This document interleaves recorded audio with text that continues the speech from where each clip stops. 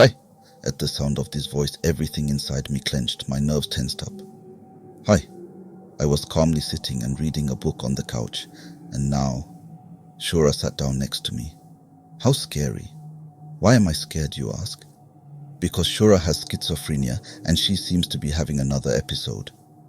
Shura is the daughter of our distant relative, a seventh cousin, but our families communicate closely.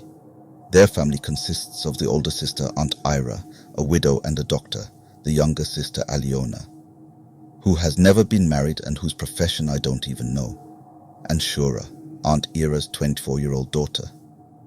When Shura has episodes, she alternates between loving and hating her aunt and mother. At home, her aunt sits with her, looks after her, but sometimes Shura manages to run away. And she comes to us, right in her robe or dress, in slippers, once barefoot in the fall. Why? And here's the third twist.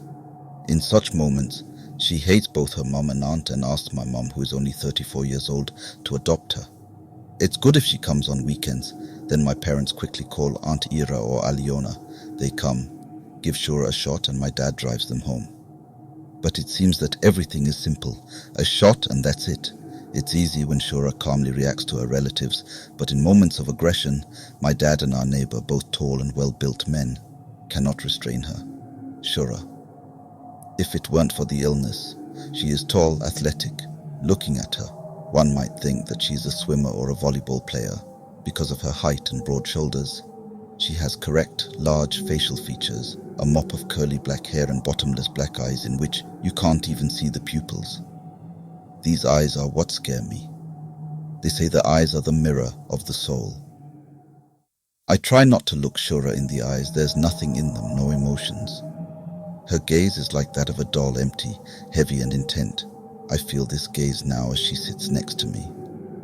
For some reason, she is always drawn to me, even during calm periods. Yes, she is calm during these periods, although she does not fully comprehend reality. But even in a room full of people, she sits and stares at me without interruption until someone deliberately distracts her attention. And it's terrible for me. Imagine, you are sitting in a room with many relatives and close ones. Everyone is discussing something, conversing, drinking tea. A tall girl enters, disheveled black curly hair around a pale face, large black eyes like the night. She sits in an empty seat, exactly so that you fall into a field of vision, and intently looks at you with an empty, absent gaze. Not moving, not reacting to anything around, I think, not even blinking. Cozy? No, no, no and no again. Especially when you are only 13 years old, and now she came on a weekday when only my 60-year-old grandmother and I are at home. In such cases, Grandma calls her relatives and my dad to urgently come. She tries to distract Shura from me with conversations, but it doesn't work.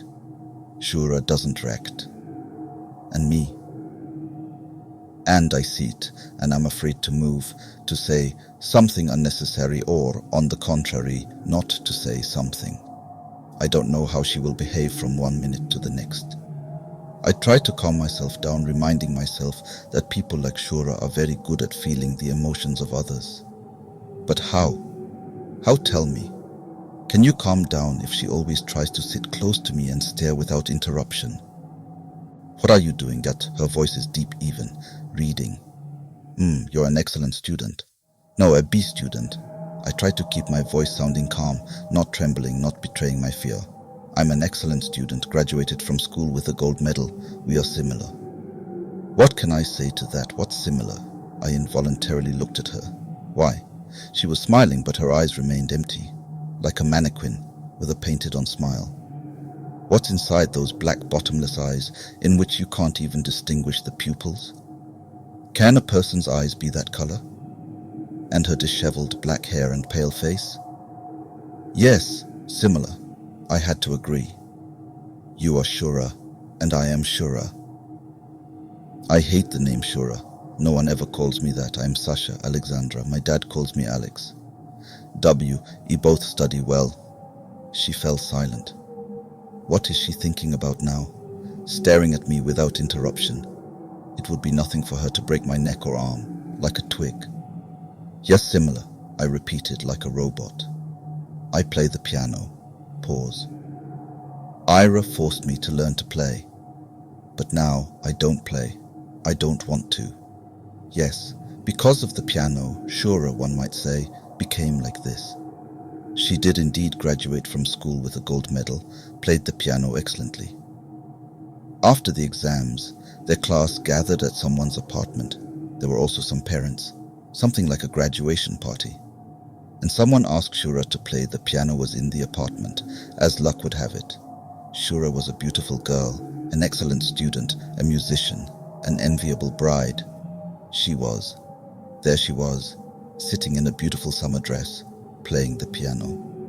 Someone's mother was carrying a kettle of boiling water at that moment, stumbled and accidentally spilled the boiling water on her knees. It's terrible to even imagine. After this incident, Shura developed schizophrenia. Either the illness was sitting deep inside, and this incident gave it a push, or Shura's psyche could not withstand the shock and pain. She got stuck at 17 years old in that time. She did not understand that she was already 24 years old. And it's scary, therefore, after the words about the piano, I looked at her. She was no longer smiling, but continued to stare intently at me. Grandmother left the room a long time ago, most likely to call relatives about Shura. Did she call? Will they be here soon? We are similar, Shura repeated. Like sisters, only you are shorter. Shura reached out her hand to me. Everything inside me clenched. You feel like you are stepping on a mine and are afraid to move. Or you are in front of a snake, a predator. One movement and you are a corpse. She ran her hand through my hair. And your hair is not like that? Smooth and beautiful. Your hair is beautiful too, I tried to appease her. And can you persuade your mom to adopt me? We will be real sisters. What should I answer to that? Here, every word can become a fatal mistake. And why do all the relatives often leave me alone with her, even now? Grandma disappeared somewhere. They constantly leave us alone. Do they think that I have a calming effect on her? Maybe so. She has never shown aggression towards me. But it doesn't make it any easier for me. Will someone show up soon? My nerves are already at their limit. My muscles are numb. I tried not to move. Why does she keep bothering me? I'm a teenager. But she also considers herself a teenager, of course. How can she communicate with adults if she thinks she is 17 years old? Dear Lord, come soon. The main thing is not to show your fear. Try not to react in any way. Laughter, joy can also make her lose her temper. I want to drink, Shura. Do you want a drink?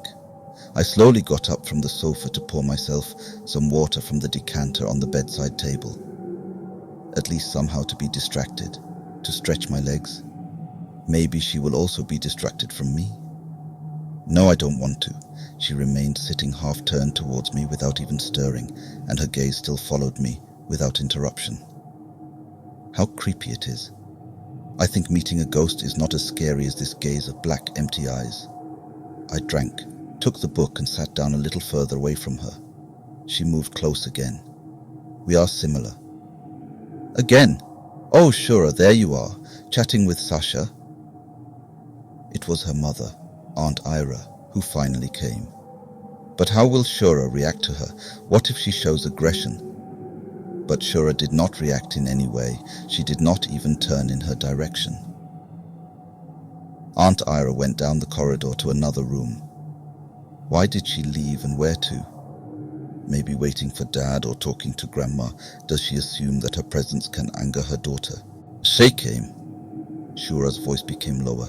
Now they will inject me again. You're lucky they don't inject you. And why should they inject me? Shura leaned over to my ear. How did I manage not to flinch? And whispered, She's not my mother. I hate her. She often said that during episodes. Come on, Shura, she's your mom. She loves you. We are similar. Only they don't give you injections. Because I sometimes understand that I'm not 17 and you don't. Shura, that's enough. You've chatted. It's time to go to your room. Say bye to Sasha.